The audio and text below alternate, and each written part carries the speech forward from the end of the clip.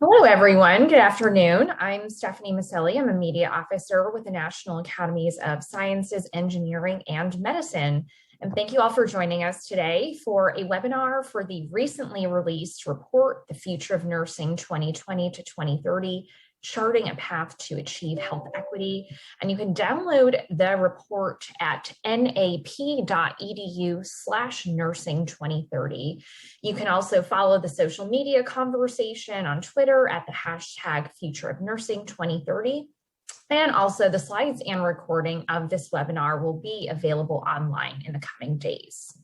So for those of you who are not familiar with us, the U.S. National Academies of Sciences, Engineering, and Medicine are private, nonprofit institutions that provide independent, objective analysis and advice to the U.S. to solve complex problems and inform public policy decisions related to science, technology, and medicine. For each requested study, panel members are chosen for their expertise and experience, and they serve pro bono to carry out the study statement of task.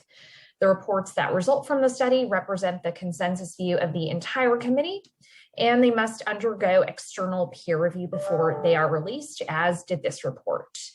So today we have here with us several members of the committee to discuss this report, but we'll first start off with opening remarks from National Academy of Medicine President Dr. Victor Zhao, and then the committee members will give an overview of the report. Then we'll open it up for Q&A. And before I introduce Dr. Zhao and our committee members, just a few reminders. This release event is scheduled to last an hour and a half. And again, we'll start with opening remarks from Dr. Zhao, transition to a presentation summarizing the report by our committee, and then we'll open it up for Q&A. And if you'd like to submit a question, you can simply click the Q&A button on the bottom of your screen. And if you have any technical issues during this webinar, there is a Zoom support number that's 1-888-799-9666 and select option 2. Now with all of that, let me introduce Dr. Victor Zhao, who's president of the National Academy of Medicine. Thank you very much, Stephanie. I'm so pleased to see all of you here for the release of this very important report, The Future of Nursing 2020 to 2030, Charting a Path to Achieve Health Equity. First, I'd like to thank the committee co-chairs, Mary Wakefield and David Williams, and their entire committee for their outstanding work. And of course, the staff. Of course, the work couldn't be done without their great commitment and energy and effort, starting with Suzanne Leministrel, the study director, and her entire team, Jennifer Flaubert, Adrian Fomentos, Tucci Ugbi Madjuga, Ashley Darcy Mahoney, and of course, Sharon Ness. Let's not forget Susan Hesmiller of the Robert Wood Johnson Foundation, who has acted as a senior scholar in resident advisor to me, the president on nursing at the National Academy of Medicine. And we'd like to thank the sponsors, of course, Robert Wood Johnson Foundation. So, you know, this whole area goes back to 2009, when RWJ Foundation partnered with us then, the Institute of Medicine, to launch the Future of Nursing Initiative, which then released the landmark report of 2010, The Future of Nursing. You know, that is the most downloaded report ever in the history of IOM, NAM, and the National Academies. Now, the report set a vision for nursing today, 2020. 4 key messages. Nurses should practice to the full extent of their education training. Nurses should achieve higher levels of education training through an improved education system that promotes seamless academic progression. Nurses should be full partners with physicians and other healthcare professionals in redesigning healthcare in the United States, and of course, effective workforce planning policy require better data collection and information infrastructure. Now, after release of the report, RWJ Foundation collaborated with the AARP and launched the Future of Nursing Campaign for Action, which included action coalitions in 50 states and District of Columbia to implement the recommendation of the report. we've seen a lot of progress in the last 10 years. 9 states have removed major barriers to practice to advance practice registered nurses. 22 states and DC now give full practice authority to nurse practitioners. And actions also occurred at the federal level. CMS issued in 2012 a final rule that broadened the concept of medical staff, permitting hospitals to allow other practitioners, for example, APRNs, PAs, and pharmacists, to perform all the functions within the scope of practice. In education, number of RN to bachelor's degree graduates increased 236% in 10 years, and into the professional education expanded schools of nursing, and there's tremendous increased diversity, with the number of minority students enrolled in advanced nursing education and number of men enrolled is also increasing. Now, today's report represents a 10-year follow-up of the 2010 report and importantly chart the course for nursing for the next 10 years. Since 2010, we know lots have happened. I know many of you lived through this last 10 years, challenges and new challenges and demographic changes, a growing aging population, an increasing racial, ethnic minority population, more diverse to be sure. Many important developments in the last 10 years, including nursing burnout, the continued uncertainty of the Affordable Care Act implementation due to many political challenges and the impact of disruptive technology. Let me say, what about that? Technology advances such as telemedicine and the rise of big data and AI are sure to transform the practice environment for nurses. So importantly, as this report was being developed, the committee members will tell you they found themselves in the midst of COVID-19 pandemic, which certainly is important because it's given the whole study additional perspective.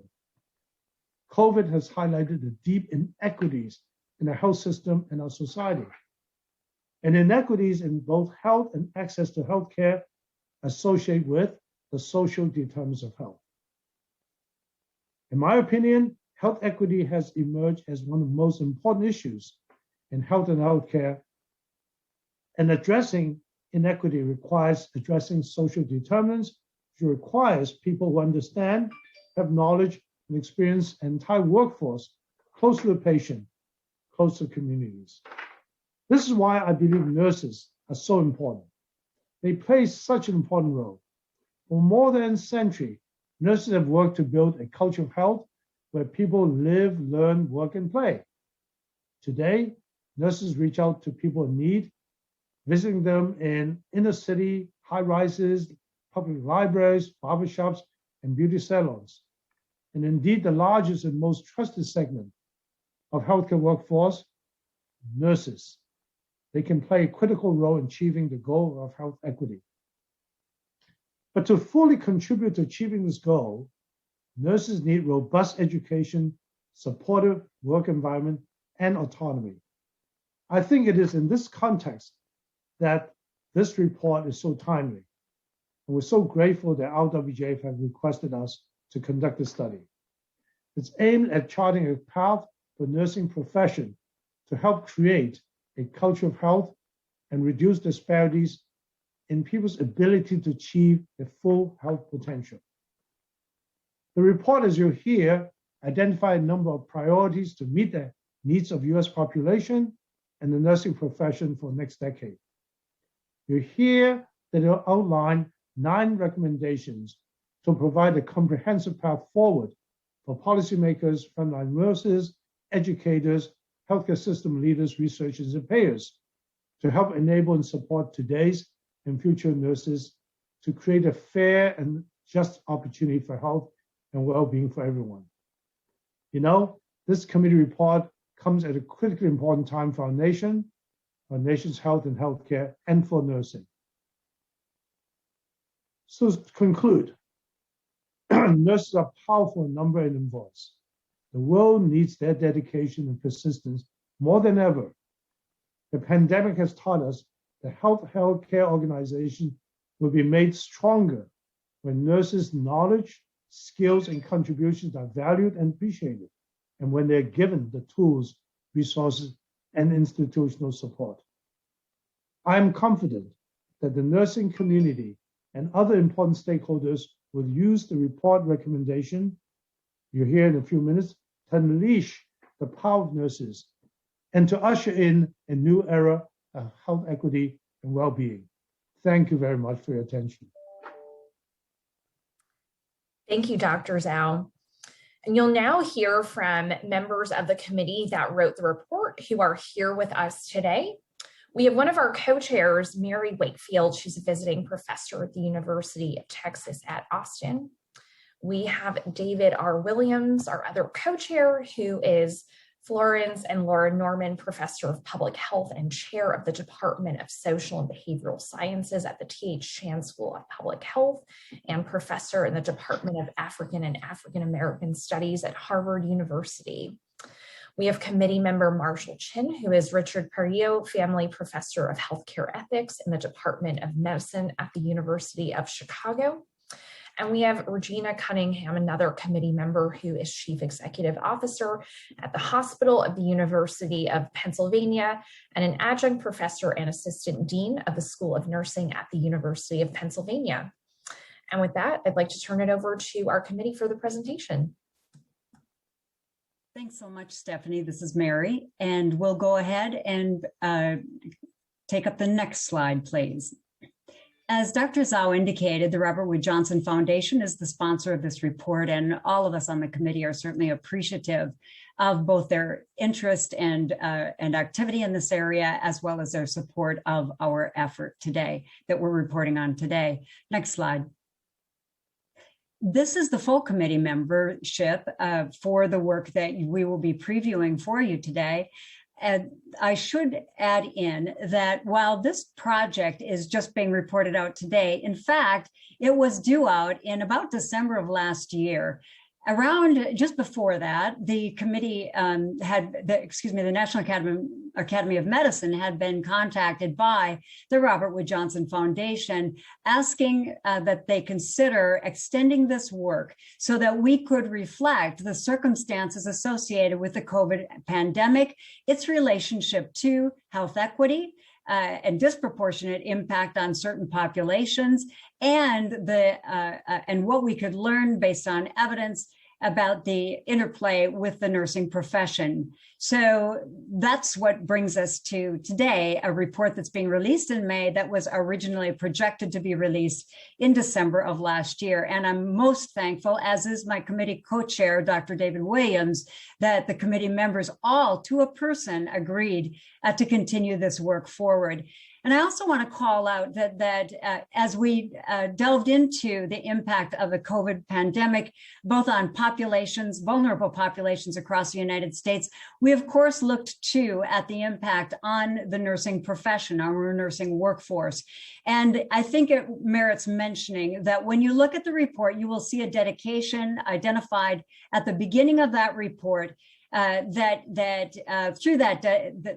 indicating that the report is dedicated to the scores of thousands of nurses, both in the United States and around the world, who lost their lives, who became sick themselves, and whose mental health and physical health suffered as they gave absolutely everything that they could to saving countless lives, often in the face of incredible adversity associated with the COVID pandemic.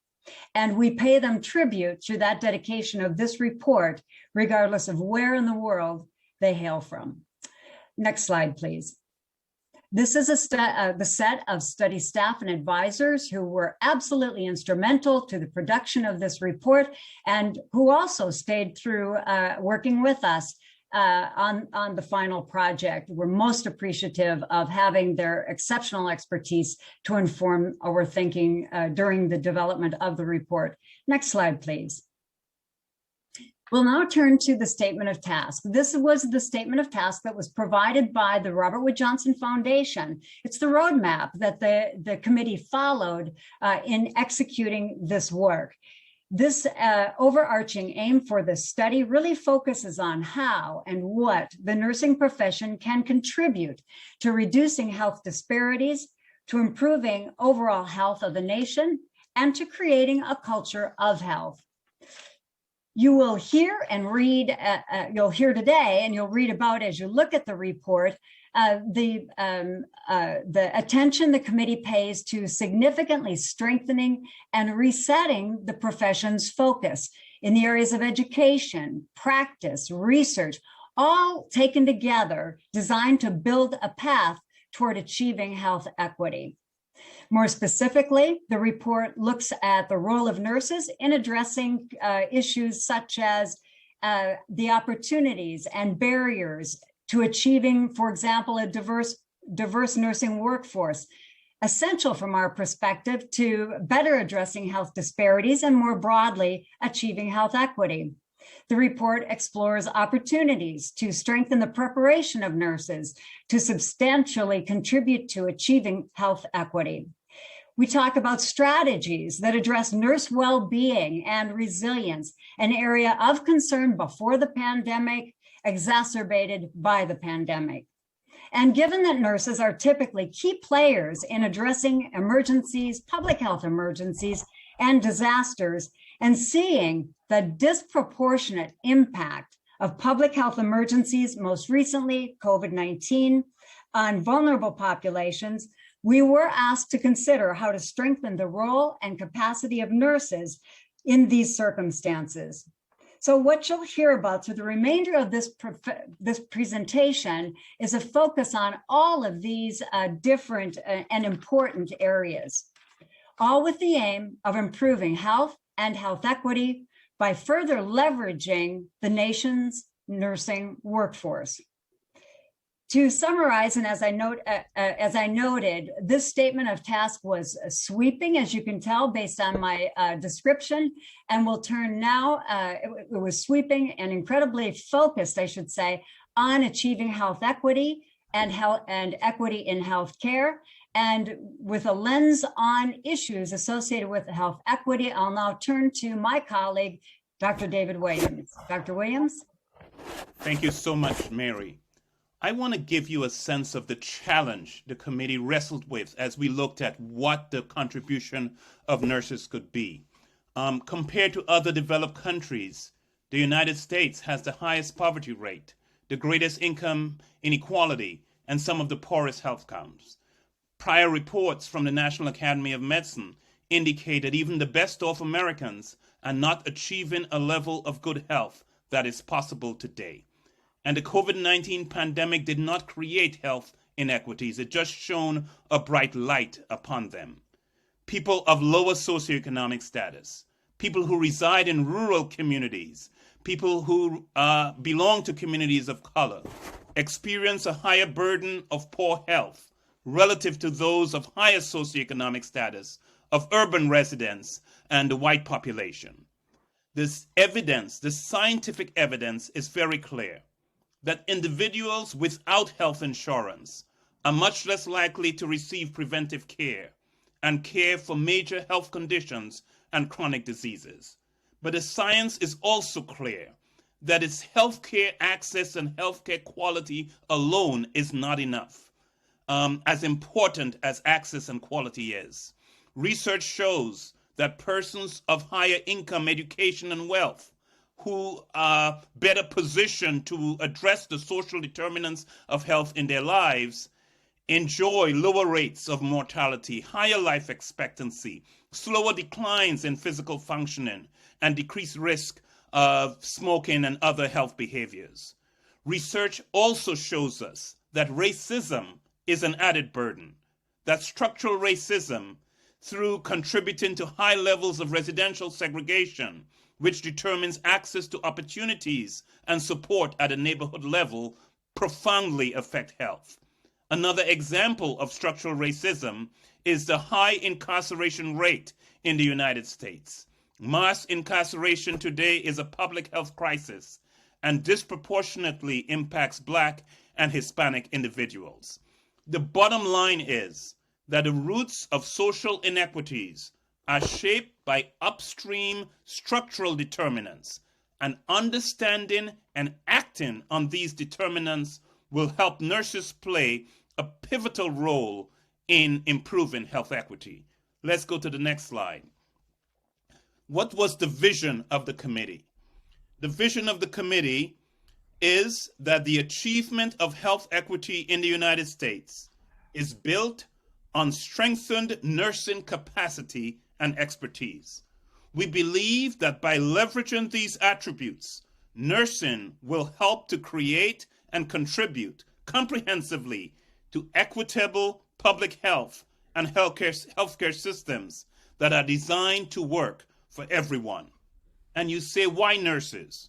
Well, nurses have long been advocates for health equity and work to address the root causes of health. Nurses are present in a wide range of settings outside of traditional healthcare facilities, working directly in communities to provide care in schools, in workplaces, and in prisons. Nurses make home visits to families, provide primary care to school-age children, administer vaccines, and we are so thankful for their role in administering vaccines, provide health education, coordinate healthcare services within and across settings, and educate people on preventive measures for staying healthy. Nurses also routinely work with people who have had to face adverse life experiences, including not only prior medical challenges, but also social stressors such as trauma, the lack of food, or homelessness. Nurse practitioners working in primary care are often the only providers caring for low-income or uninsured people, Medicaid beneficiaries, and historically disadvantaged groups in both rural and urban populations who always do not have access to a physician. So in so many ways, nurses make a broad range of contributions to healthcare in the United States. And now I turn to my colleague, Dr. Marshall Chen.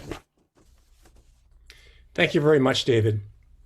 This slide shows the framework that guided the report. Please look at the top at the green bar, which says nursing roles. Nurses have many key roles, including clinician, teacher, administrator, researcher, care coordinator, policymaker, advocate. At the top above the green bar is a dark blue bar that says key areas for strengthening nursing. As Mary said, this work goes through a variety of key areas that impact the ability of nurses to be most effective in their multiple roles. Starting at the far left, you have workforce.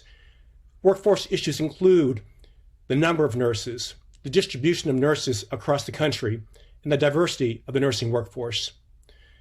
Nurses can be given additional training to become as strong leaders as they possibly can be in these important roles. And the educational system for nurses can also be further improved, particularly to improve abilities to advance health equity and to address social determinants of health. As Mary and Dave mentioned, well-being is a critical issue for nurses, and we can do better as a system in improving the well-being of nurses. And nurses have a key role in emergencies, such as the COVID-19 pandemic and natural disasters such as hurricanes, and we need to do a better job of preparing nurses for these roles. If you move down the diagram, in the middle is the light blue box that says determinants of health, divided into medical determinants and social determinants, and each of these are on individual levels and structural levels.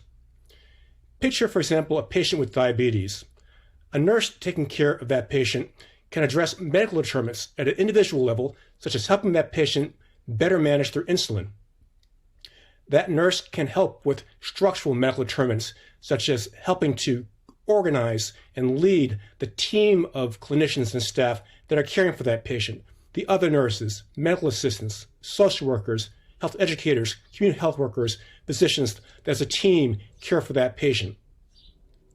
For social determinants, that nurse may screen that individual patient for social needs such as food insecurity and help that patient with food insecurity.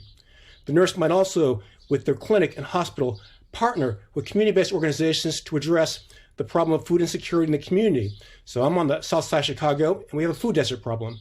And partnerships of the healthcare system, nurses, and community-based organizations can play a major role in addressing these structural social determinants of health, as David mentioned. At the very bottom, you have the ultimate goal in the dark blue box: improve individual and population health and ultimately to improving health equity and healthcare equity. Really improve population health, individual health equity. These are truly the compass of the overall report, the North Star of the report, and what everything is geared towards, improving our nation's health. On the far right, you see a bracket which shows key levers, payment, laws, policies, and regulations we'll go over in more detail. Next slide. So here are key actions. For our country to advance health equity for all, the systems that educate, pay, and employ nurses need to permanently remove barriers to allow them to do this work, value their contributions, prepare them to understand and tackle these issues, and diversify the nursing workforce. Next slide. So this is a big report. It's almost 500 pages with 9 recommendations. We're not going to be able to go through every recommendation, but for the rest of the time, we're going to focus on a subset of key messages, conclusions, and recommendations. I'll now turn over to my colleague, Regina Cunningham. Thanks very much, Marshall, and good afternoon, everyone. As David indicated in the vision slide, one of the aspects that was included in the vision was really the ability to strengthen our nursing capacity. And our first key message of the report really focuses on overcoming the barriers that affect the nursing workforce capacity. So the committee views this as a significant challenge facing nursing over the coming decade. We need to permanently remove the barriers that keep nurses from practicing to the full extent of their education and training. Nurses at all levels and in all settings face multiple practice barriers to advancing health equity. And these restrictions are limiting access to quality healthcare services. They limit access to care generally and to high quality care offered by advanced practice registered nurses. So when I say APRNs, I'm including nurse practitioners, certified nurse midwives, clinical nurse specialists, and certified registered nurse anesthetists.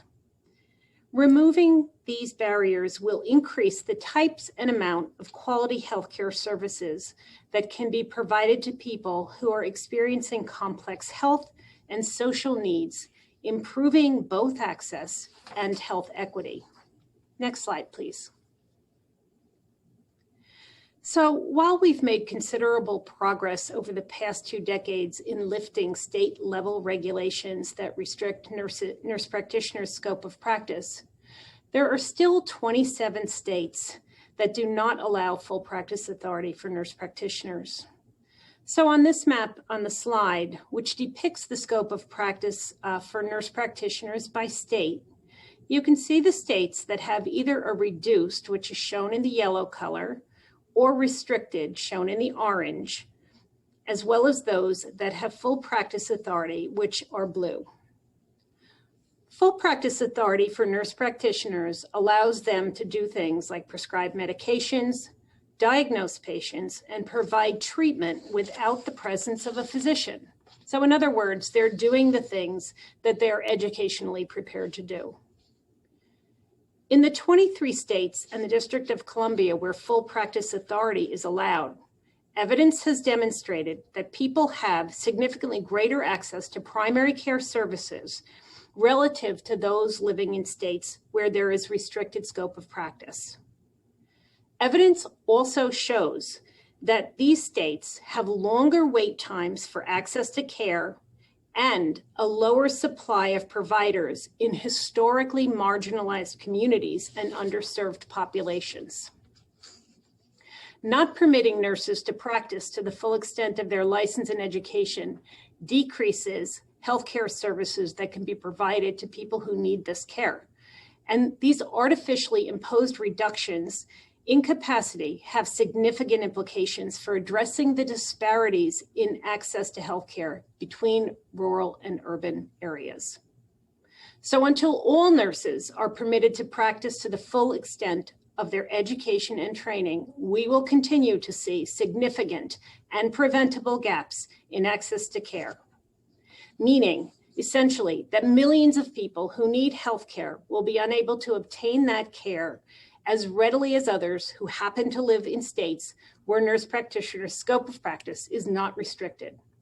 So for many people, this is going to translate into delays in obtaining care, which can lead to worsening of symptoms, disease progression, later diagnosis, which we know influences outcomes, and all of this will ultimately affect the cost of care when it is provided.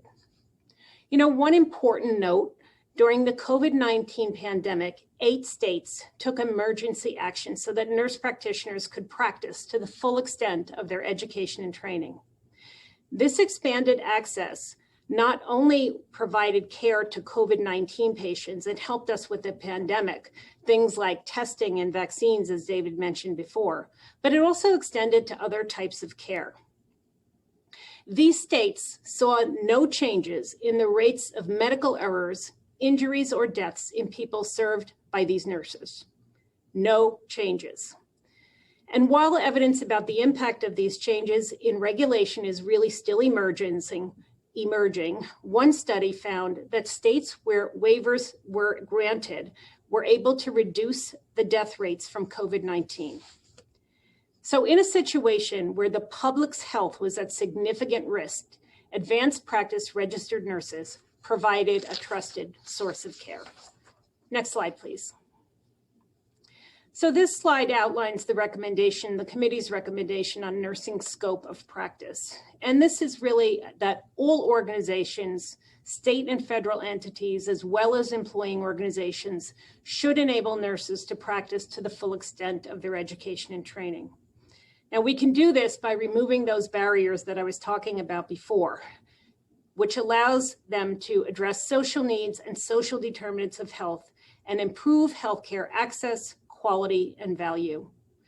These barriers include things that are outlined on the slide: regulatory and public and private payment limitations, restrictive policies and practices, and that includes within organizations, and other legal, professional, and commercial impediments, historical and anachronistic things that are in place that we need to eliminate.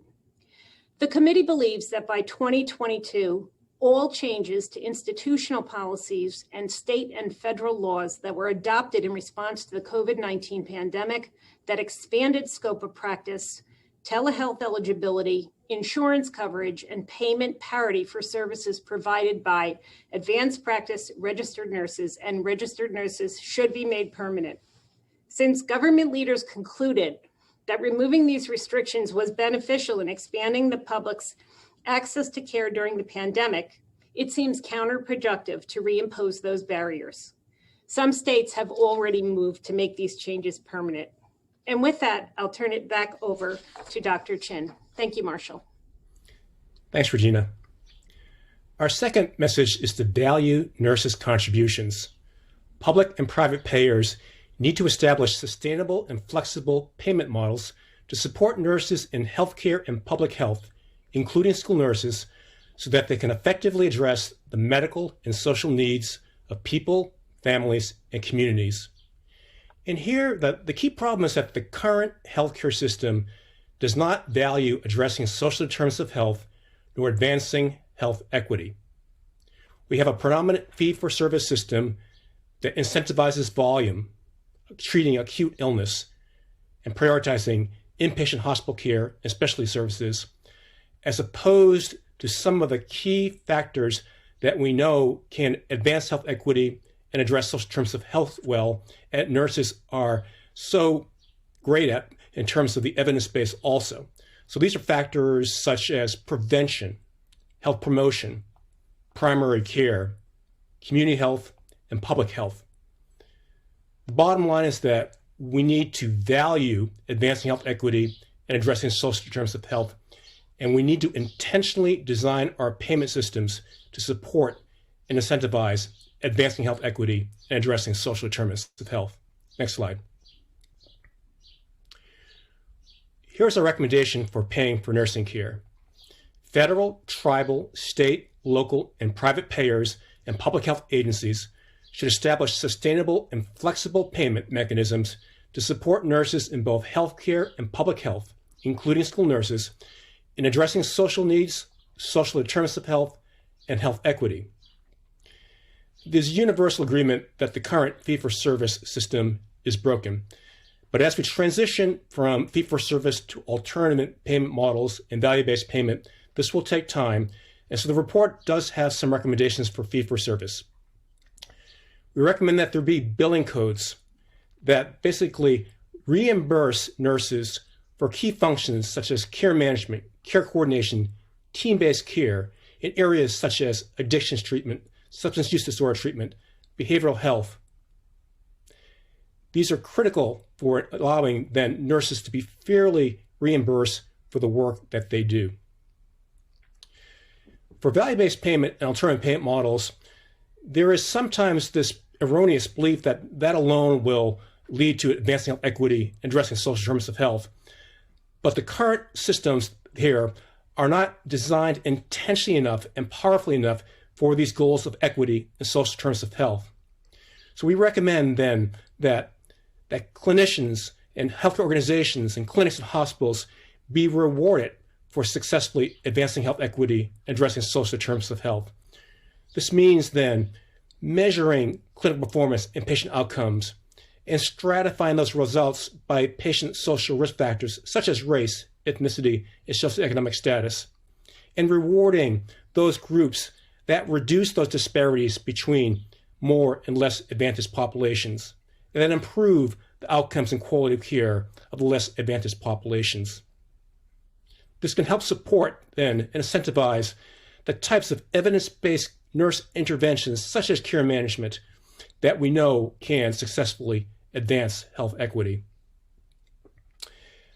Alternative pay models have more flexible funding than fee-for-service systems, and it does present an opportunity to direct some of those funds towards these nursing activities and this nursing infrastructure. However, again, we need to combine these with specific incentives that incentivize advancing health equity and addressing social determinants of health to encourage then and heighten the chance that these key nursing functions are paid for. It's critical to create a national nurse identifier. One of the problems is that it's hard under the current system to isolate the key contributions and value of nurses in improving quality of care and reducing costs. This is because nursing services are often lumped under a broader category such as hospital services. Having a national nurse identifier will enable us to better identify and isolate the effects of nurses in improving quality care, reducing costs, helping to lead to a more fair reimbursement system. And then, unfortunately today, the funding for school and public health nursing is woefully inadequate. We need to improve reimbursement for school nurses, for example, increasing and allowing school nurses to bill for Medicaid. We also need to be more creative in integrating funding streams from healthcare, public health, and social service sectors to fund public health nursing, and aligning the incentives and the ways in which these different sectors are rewarded so that it's in everyone's interest to improve the population's health. We also need to use the lever of the community assessment requirement for nonprofit hospitals. This could help us create then partnerships between primary care organizations, public health nursing, and social service agencies and community-based organizations. I'll turn it back over now to Regina.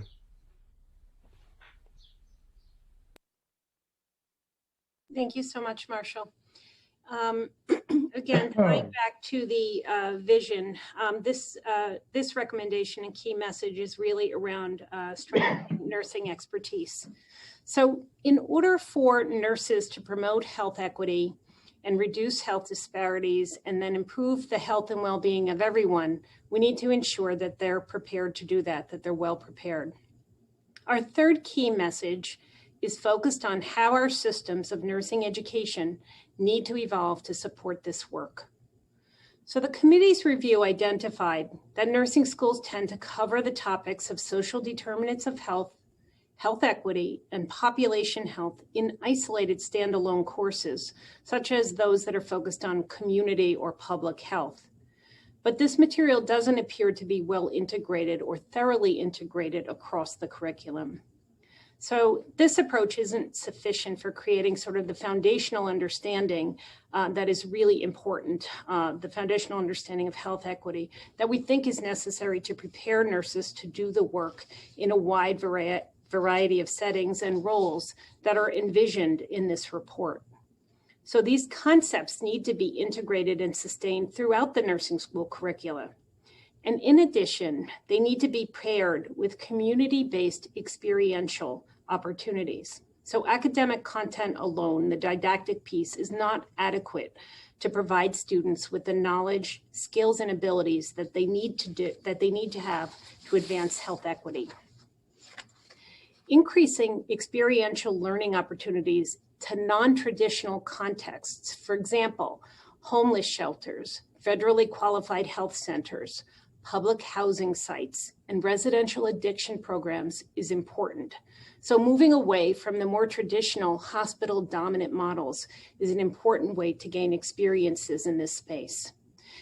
These expanded opportunities are absolutely critical to build the competencies that are necessary for nurses to be effective in advancing health equity. And students need to actively engage in these experiences that'll expand and diversify their understanding of this nursing practice. We know that students' clinical experiences influence their choice of where they might work. So we feel like this is important and may have implications for increasing interest in community roles. Next slide, please. So our recommendation with regard to strengthening education, recommendation number 7, is that nursing education programs, including continuing education. So we know that nurses make a commitment to lifelong learning, and continuing education needs to also be called out here, as well as accreditors and the National Council of State Boards of Nursing should ensure that nurses are prepared to address social determinants of health and achieve health equity. So we need to integrate social needs, social determinants of health, population health, environmental health, trauma-informed care, and health equity as core concepts and competencies throughout the coursework and clinical and experiential learning. These core competencies and concepts should be commensurate and seamless with the academic level and included in continuing education, as I mentioned before. We also need to increase the academic progression for geographically and socioeconomically disadvantaged students. And we can do that through innovative and novel academic partnerships that include community and tribal colleges located in rural and urban underserved areas. Also, critically important, we need to recruit diverse faculty who have expertise in social determinants of health, population health, including environmental health, and health equity, as well as policy. We need to ensure that students have learning opportunities with care coordination, with working with other healthcare teams and individuals to address family and individual needs, as well as learning opportunities with multi-sector stakeholders that include a focus on health in all policies and social determinants of health. So in the community, the teams look quite different than they might in the traditional hospital setting, and nurses need experience working across these areas. With regard to doctoral education, it's essential that content related to the social determinants of health, population health, environmental health, trauma-informed care, health equity, and social justice, again, be incorporated into the curriculum. We need to also ensure that our PhD graduates, our nurse scientists, are competent to design and implement research that addresses issues of social justice and equity in education and/or health and health care that can be used to inform relevant policy and also build the critical evidence base in this area. We also must prepare all nursing students to use their voices to advocate for health equity through a variety of vehicles, including things like civic engagement in health and health-related public policy and communication through both traditional and non-traditional means, such as social media and multi-sector coalitions. So there's certainly lots more on this subject in the education chapter of the report, but in the interest of time, I'll now turn things back over to Dr. David Williams. Thank you, David.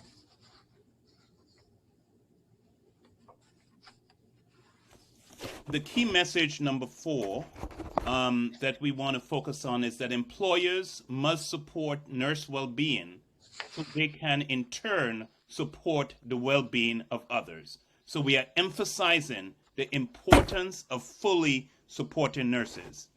Nurse well-being is impacted by physical, mental, moral, and social factors that can originate from a number of sources, from the individual to the system level. Improving the well-being of nurses will require multi-level and multifaceted approaches that address the physical, mental, moral, and social health that can create a safe, supportive, and ethically grounded environment. COVID-19 has imposed new challenges for well-being, but COVID-19 has also offered opportunities to give nurses' well-being the attention it has long deserved, and to address the systems, the structures, the policies that create workplace hazards and chronic and acute stressors. This issue will take on an even more prominent role in the future as nurses are asked to assume a more prominent role in advancing health equity. For nurses to take on the many social determinants that influence health, nurses need, first of all, to feel healthy, to feel well, and to feel that they are well supported themselves. Nurse well-being has impacts not only on the individual nurse, but is necessary for nurses to provide quality care for people, for families, and communities. The next slide. So our recommendation to promote nurses' health and well-being. This is recommendation number 3. By 2021, nursing education programs, employers, nursing leaders, licensing boards, and nursing organizations should initiate the implementation of structures, systems, and evidence-based interventions to promote nurses' health and well-being, especially as they take on the new roles to advance health equity. We believe that this can be accomplished by taking a number of steps. I don't have time to outline all of them, but I want to highlight some of them. For nursing education programs, there's a need to integrate content on nurses' health and well-being into these nursing education programs to raise nursing students' awareness of the implementation and the importance of these concerns, and to provide them with associated skill training and support that can be used as they transition to practice. There's also a need to create mechanisms, including organizational policy and regulations, to protect students most at risk for behavioral health challenges, including those students who may be experiencing economic hardships or feel that they are unsafe or are targets of bias, discrimination, and injustice. Recommendations for employers, including nurse leaders, provide sufficient human and material resources, including personal protective equipment, to enable nurses to provide high-quality person, family, and community-centered care effectively and safely. Establish a culture of physical and psychological safety and ethical practice in the workplace, including dismantling structural racism, addressing bullying and incivility, using evidence-based approaches, investing in organizational infrastructure such as resilience engineering, and creating accountability for nurses' health and well-being. We also call to support diversity, equity, and inclusion across the nursing workforce, and identify and eliminate discrimination in the nursing profession. We also call to practice and invest in evidence-based mental, physical, behavioral, social, and moral health interventions, including reward programs that are meaningful to nurses in their diverse roles and specialties, and to promote nurses' health and well-being and resilience within work teams and within organizations. The next slide.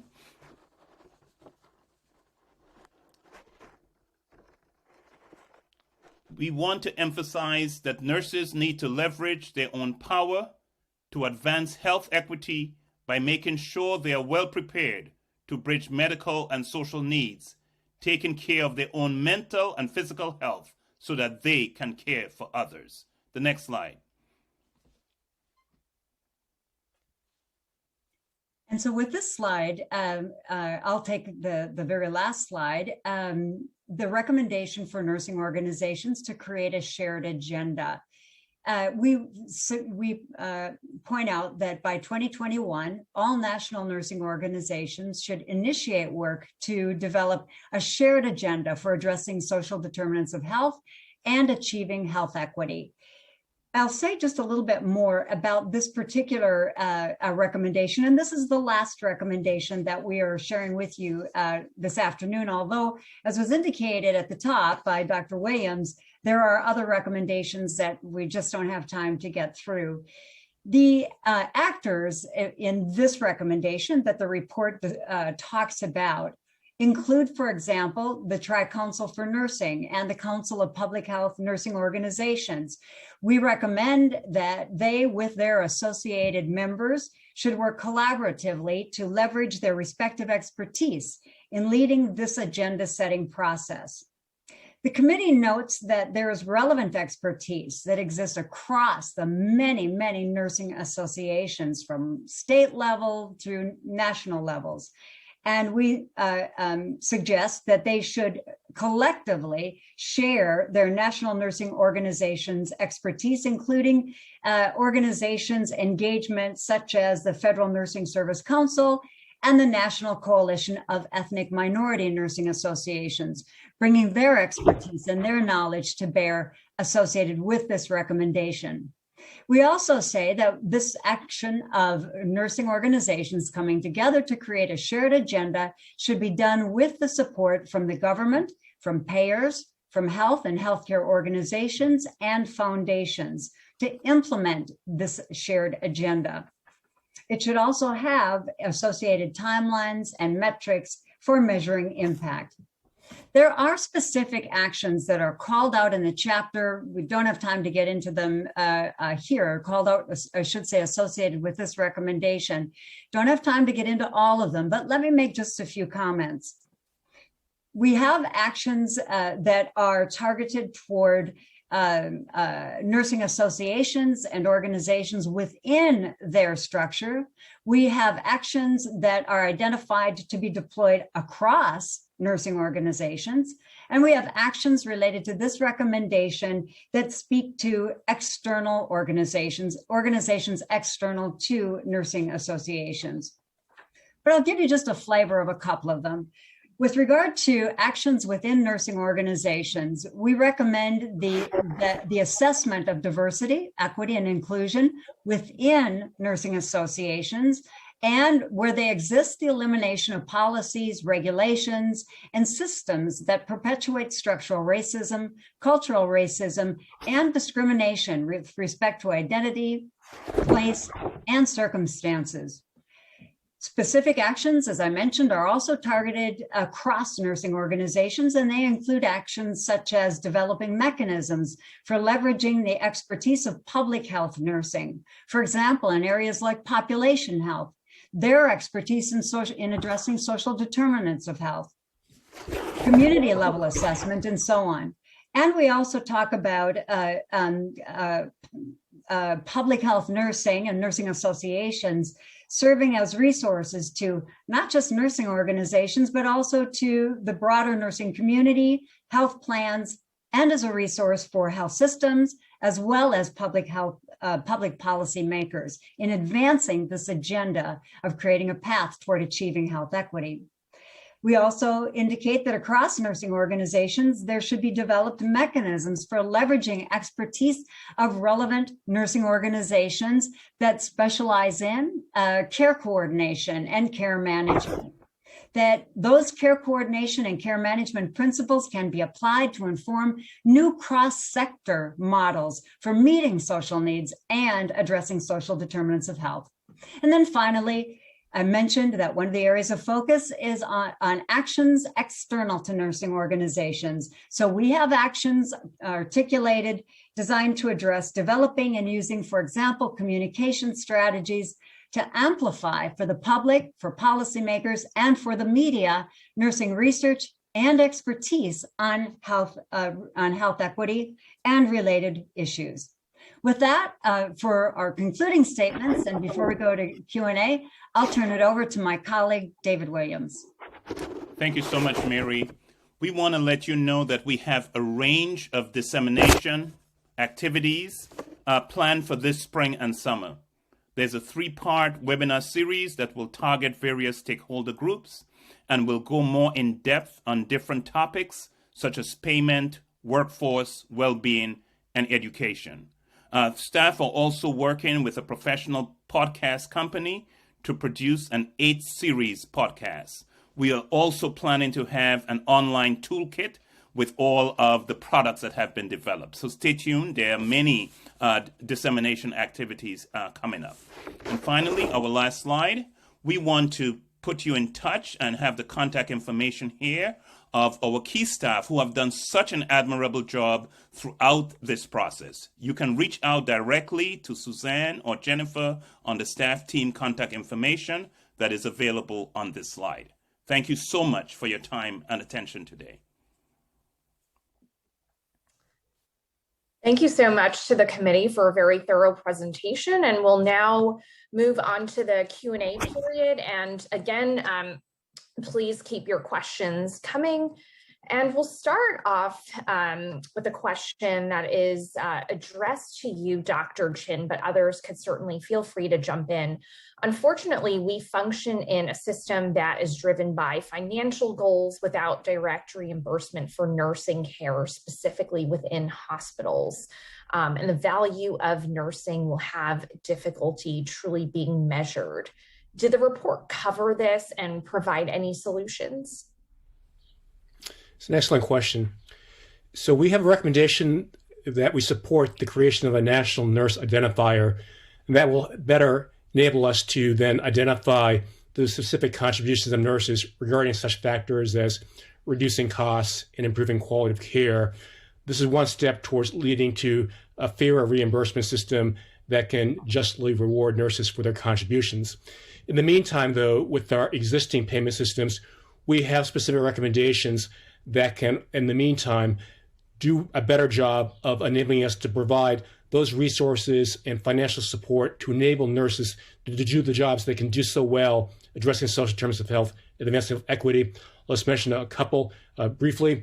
One was that on the current fee-for-service system, making sure that there are reimbursement codes that would enable nurses then to be reimbursed for such aspects as some of the care coordination and care management regarding substance use disorder treatment or behavioral health or addictions treatment. Another would be then that we have adequate incentives in new value-based payment and alternative payment models that truly provide an incentive for healthcare organizations and health plans to advance health equity, to address social determinants of health successfully. Because there's so much evidence for the ways that nurses do help attain those goals, if the financial incentives are powerful enough, that would, we believe, ultimately direct more funding towards the types of support for nurses to do this great work in addressing social determinants of health and advancing health equity. Thank you. The next question is for Drs. Wakefield and Cunningham.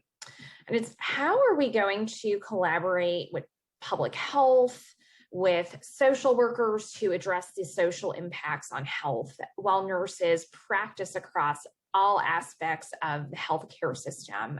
Currently, they lack the systems to integrate their expertise into these institutional settings. Do you want to start, Mary, or you want me to get started? So, I mean, I think, it's a great question. And, the current structures that we have in place in healthcare don't necessarily facilitate that. One of the things that we discussed in some detail in the leadership chapter were some of the competencies that we thought were important for nurses to develop in order to advance health equity. And one of those particular competencies was around cross-boundary teaming. So how do we think about working? And Mary talked a little bit about this in her remarks. How do we work sort of across sectors, across professions, across groups in order to identify sort of common ground and be able to advance some of these initiatives? I mean, nurses and social workers and many other healthcare professionals work together in many settings, sort of within that setting, but they often don't work across settings. And I think that that's an area where we need to develop additional expertise and competency. And again, the leadership chapter does, I think, a good job of calling out some of these things. And it also identifies that, this can happen at all levels of nurses. So it's not just people in formal leadership roles that would need to do things like this. It's really every nurse in every setting that has the potential to think about how to communicate across some of the traditional boundaries that we've had in order to work on achieving health equity. And Mary, I don't know if you want to add anything. Not much to that great answer, Regina. I think you pretty well covered it. I'll just reinforce, I think, what was just shared with you. Historically, we've focused over the last number of years on teams, on really working hard to leverage interprofessional, interdisciplinary teams.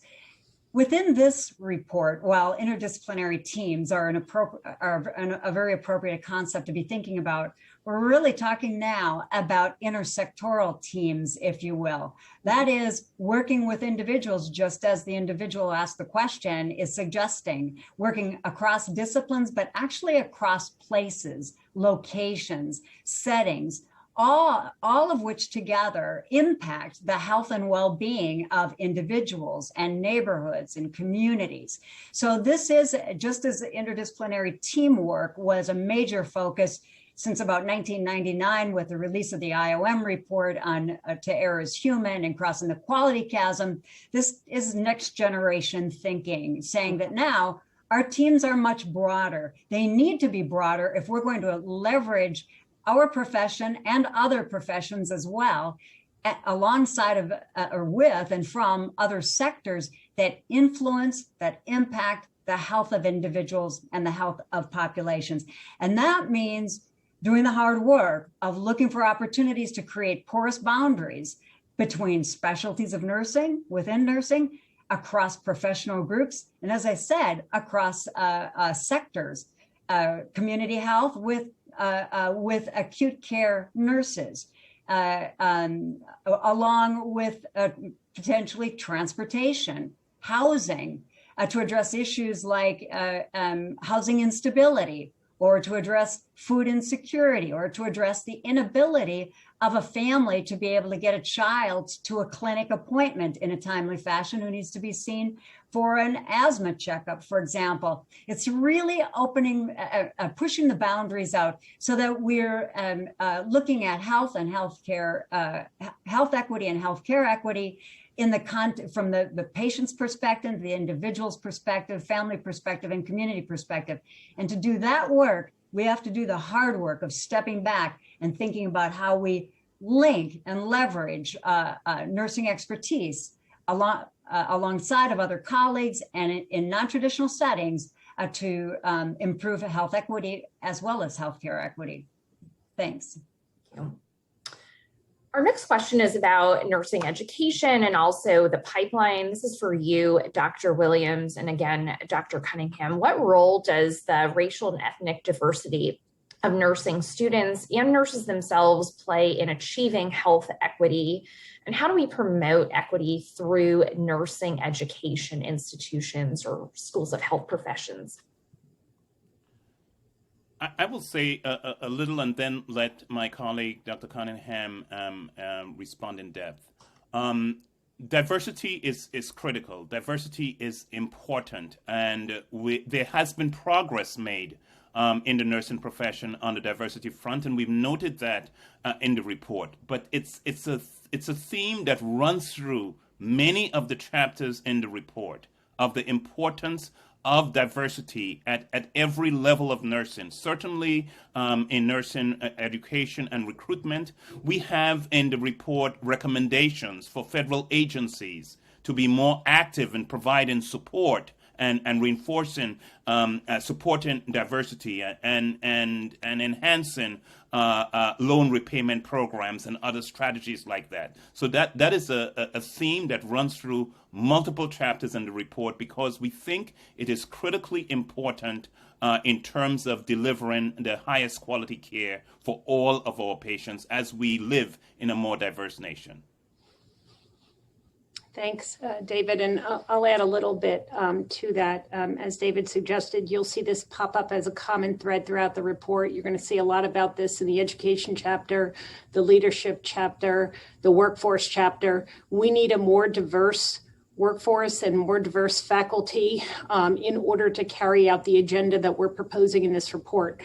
And I'll make a couple comments on this. I mean, this is, starts early, right? So in the report, we address a couple of innovative programs that have looked at strategies to do this, to start to do this effectively, although they have been done only on a small scale.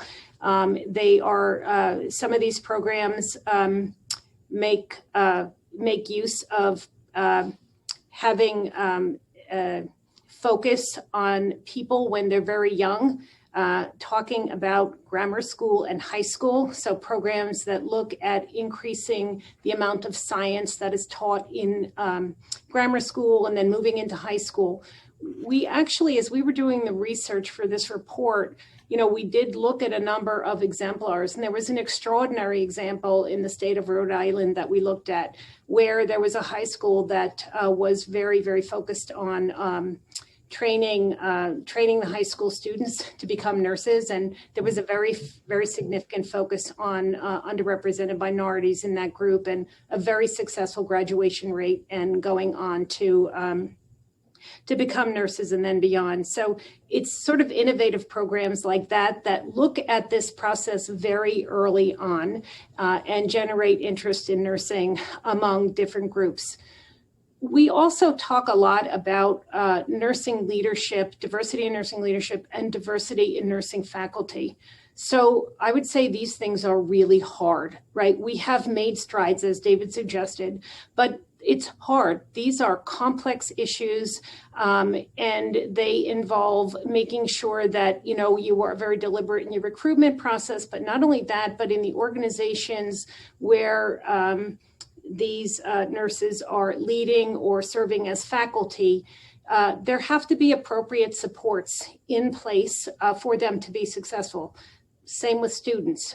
You need to be looking, organizations have a responsibility to create a learning environment and a practice environment, a work environment that is conducive, that addresses, some of the, prevailing paradigms, the structural racism issues that are embedded in so many organizations that, Dr. Williams talked about earlier in his comments. So making sure that we have the right support, that people are not, don't have what we describe in the report sort of as a diversity tax.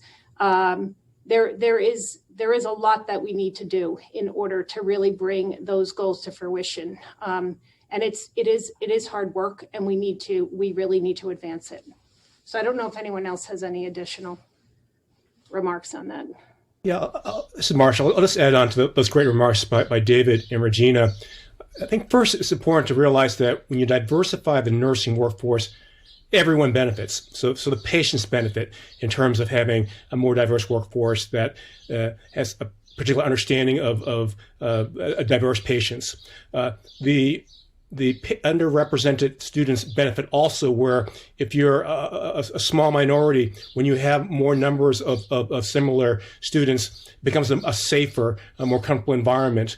In the case of race ethnicity, white students also benefit in terms of them being able to understand these particular issues and some of the patient encounter relationship and issues of diverse patients better. And Regina gave a great list of some of the internal things that have to happen within the profession, a hard look at diversifying. I think one of the common themes of it means that there needs to be then the voice better heard of those members of the nursing profession and those populations who have been underrepresented. Because when those voices are heard, then it's possible to see, well, what are the biases, both implicit and structural, that have been built into things like recruitment criteria, safe environments, etc., that some institutions just would not be aware of or would not necessarily prioritize unless there's the voice of people that just have not had as strong a voice as they should have. And then I'll just add one more point. Thanks, Marshall. There's also going back again to the leadership chapter where we talk about these competencies, we do call out the need to create this culture of inclusion, a culture of diversity, and talk about the competencies associated with that. So there's a lot more detail as you look through that chapter on some of these issues that might be helpful. Thank you. Our next questions, I'm going to try to combine these. So, recent data has shown reduction in public health nursing in local health departments. Does this report specifically call out how to fix that funding gap? Does it make recommendations on expenditures or the amount of money or funding that should be given to public health nursing? And then also a major deterrent to nurses pursuing careers in public health nursing is salaries. How can we better recruit and maintain nurses in the public health field so their salaries reflect their value? Has this been addressed? And also school nurse salaries are another example of this.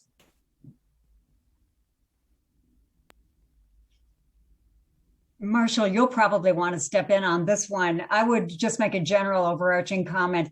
Yes, there is a fair amount of content in this report that lifts up and examines issues around salary and need for recruitment into public health nursing, into school nursing, as well as a call for payment, a reimbursement that is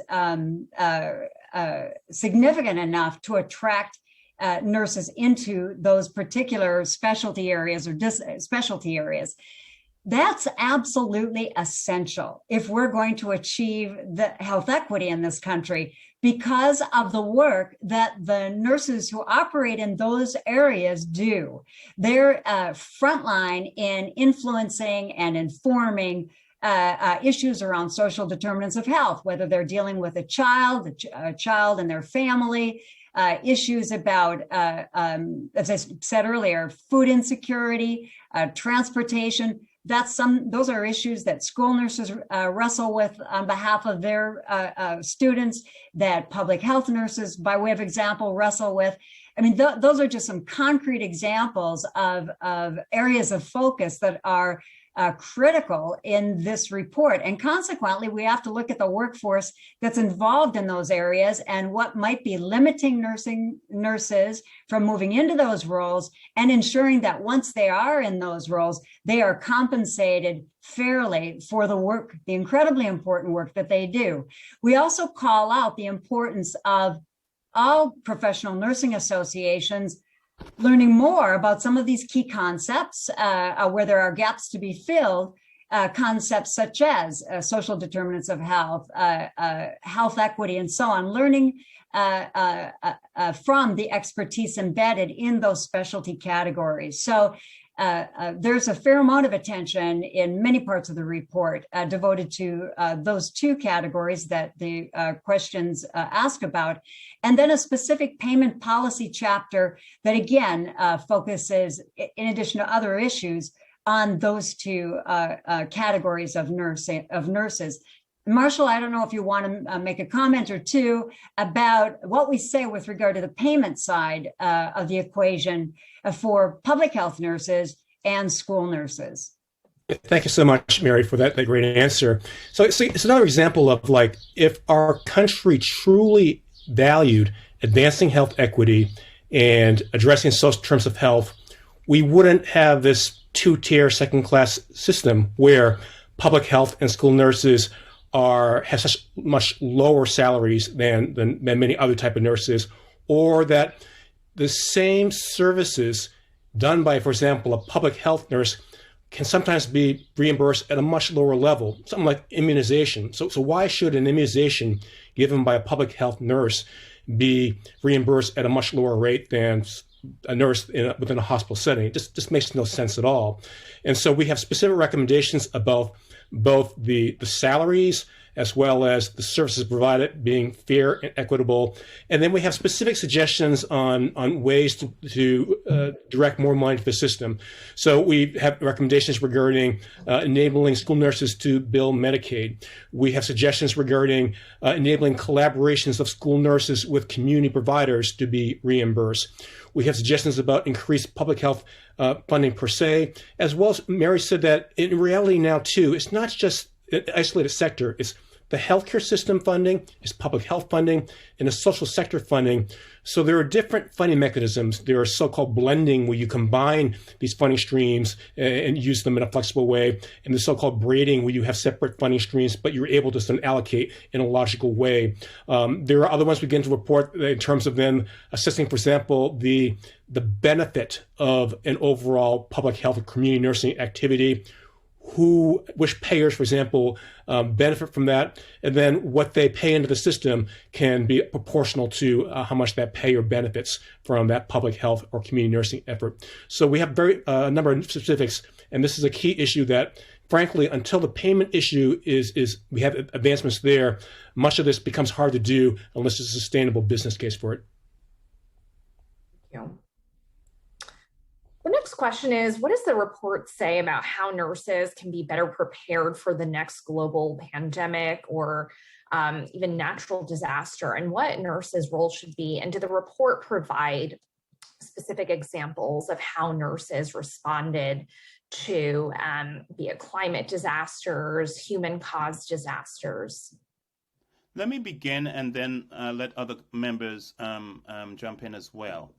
The report, as Mary explained up front, that our job doing this test, preparing this report, was extended explicitly to deal with this issue of disaster preparedness.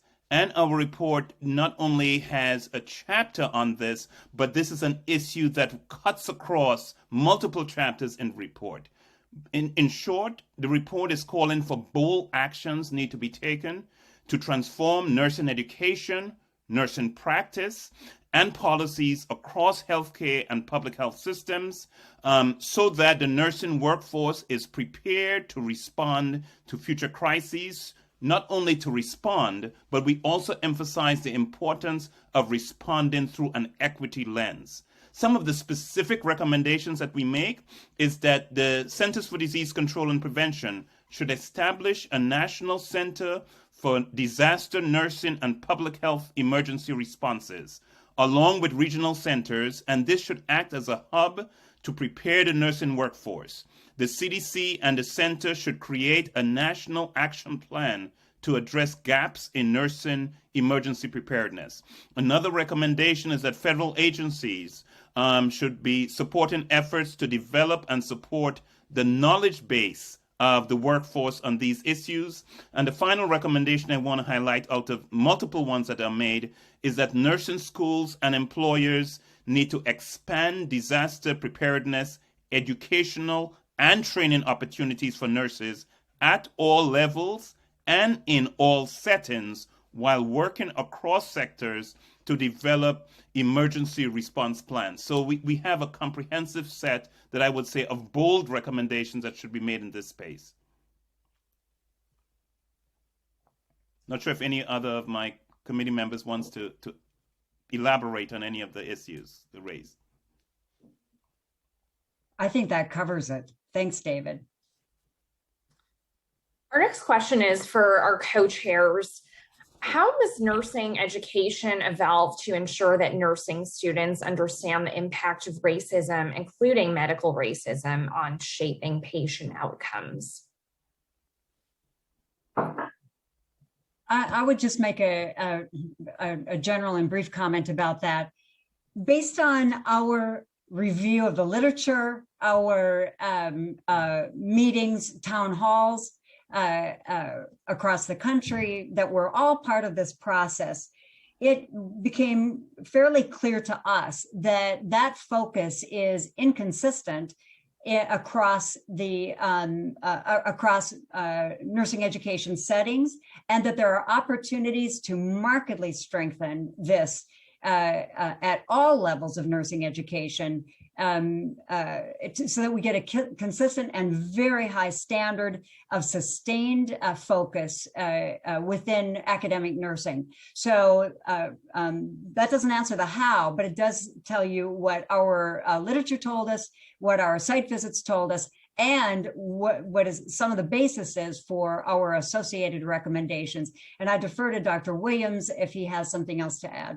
I would just want to emphasize something that Regina made very eloquently earlier on, that one of the problems we have with the curriculum currently in nursing on both health equity and the social determinants of health is that it is not integrated as a central part of the nursing curriculum. It's off to a side. It's a course here or a course there, as opposed to something that's integrated into all of the work. And I think that is one of the key recommendations of making the health equity and the social determinants of health more streamlined, integrated, a golden thread running through the nursing curriculum, as opposed to an appendage that someone takes here or there.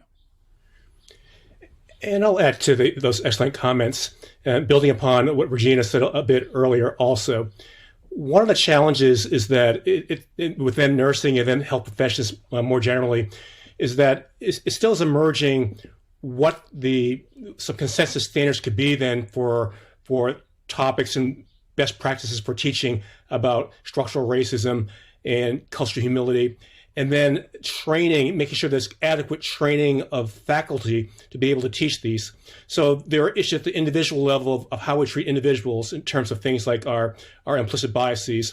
There's the structural issues that were mentioned. And so how does structural racism manifest within organizations or in the community? How does it impact our patient care? And as Regina mentioned in her talk too, lecturing only goes so far. Critical is really experiential experiences and discussion. And so there's no substitute for having the trainees go through expert facilitated guided discussions with their peers and the teachers regarding these issues, and having then throughout their training, then with the field placements, the community experiences, the direct patient and community experience, as David said, needs to go into an integrative whole. So the challenge is there. There's great progress. It hasn't come together yet as a field yet. And it's a very exciting area for nursing and other health professions to be working on now.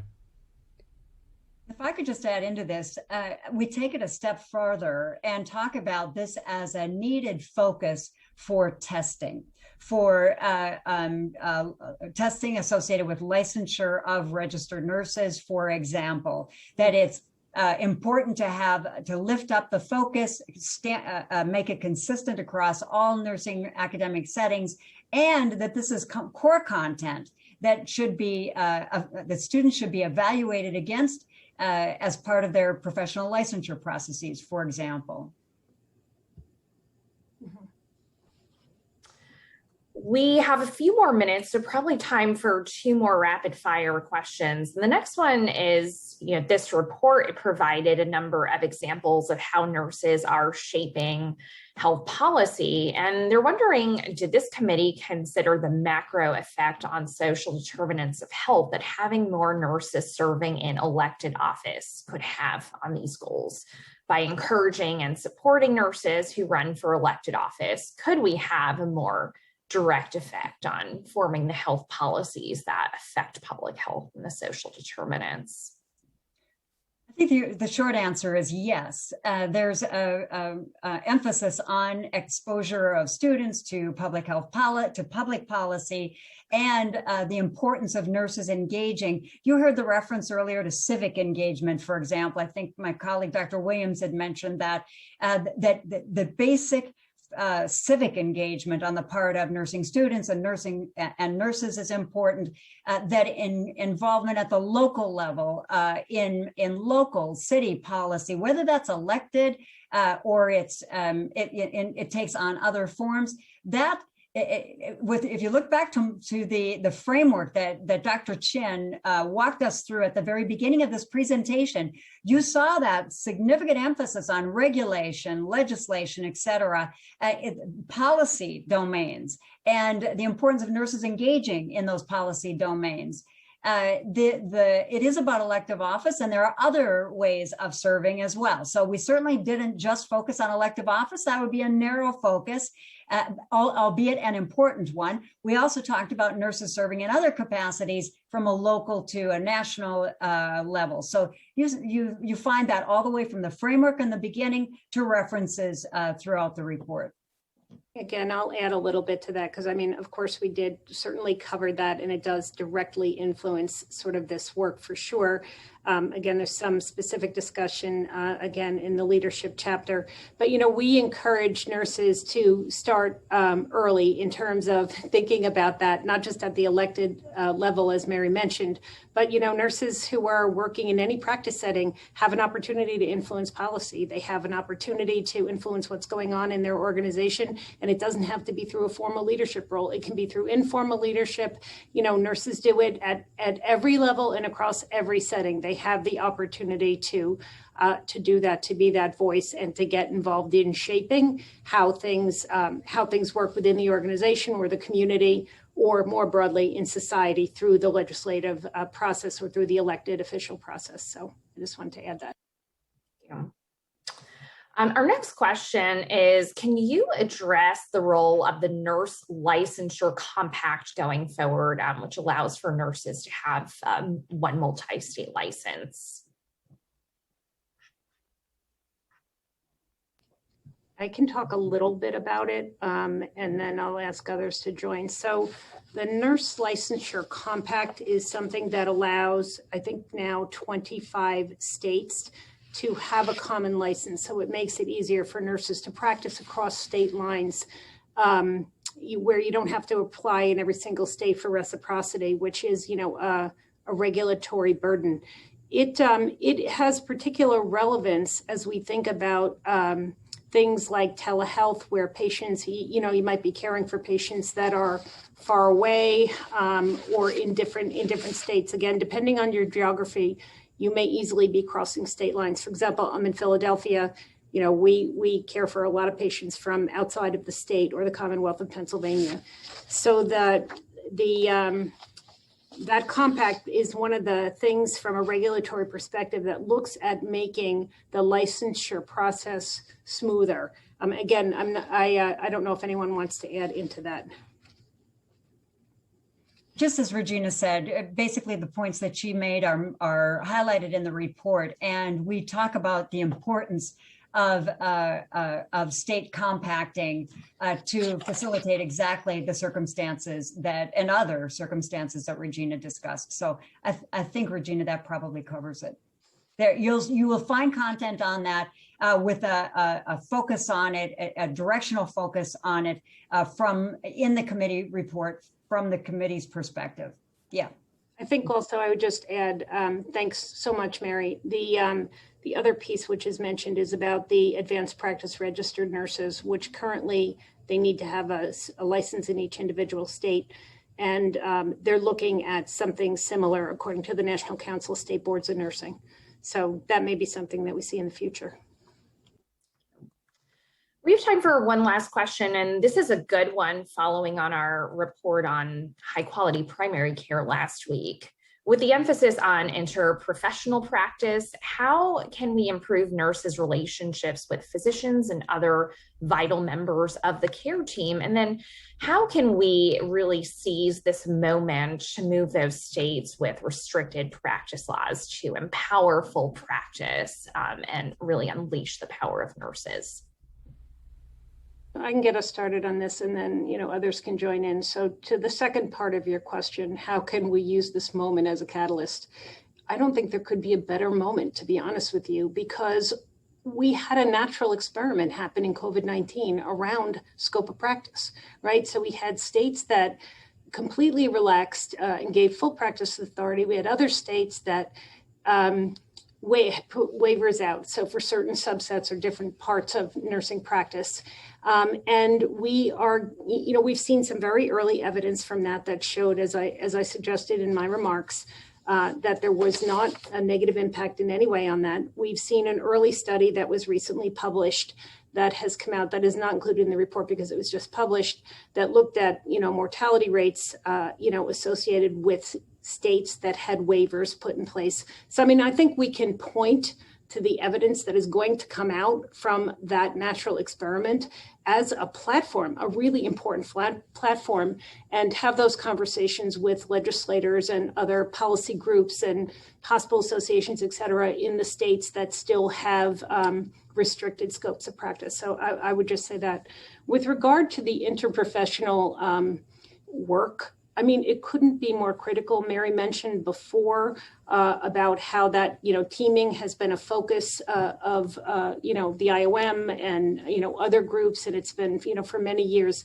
I think, again, going back to what are the essential competencies that people need in order to advance an agenda like the one we're suggesting here, communication, exquisite interpersonal communication skills, the ability to find common ground is critically important. And these things are around issues that are critically important to advance. And it's kind of hard to argue with some of the points that we're making about things that really need to change in the US healthcare system.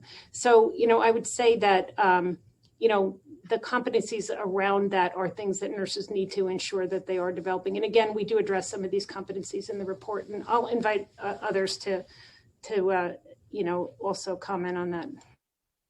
I'll just remind people that you remember that conceptual model slide where at the very bottom, the ultimate goals are improved individual health, improved population health, improved health equity, improved healthcare equity. And if those are our North Stars as a nation, well, then this all makes sense in terms of addressing medical factors and social factors into professional care. I like to say that patient care is a team sport and advancing health equity is a team sport. That's the only way we're going to get there. And so when you look at the overall recommendations of the report, they all make a lot of sense under that frame of the goal of individual population health and advancing health equity. Well said.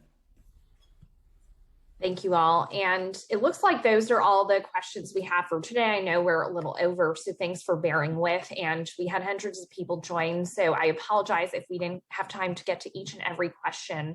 And before I forget, the slides and recording of this webinar will be available at nationalacademies.org/future-of-nursing-2020-2030 in the next few days. And of course, to read the full report, you can visit nam.edu/publications/the future of nursing 2020-2030. And in fact, once you exit this webinar, you'll be redirected to our report page where you can download that as a PDF. Once again, I'd like to thank all our speakers from the committee and thank you all for participating this afternoon. Have a great rest of your day.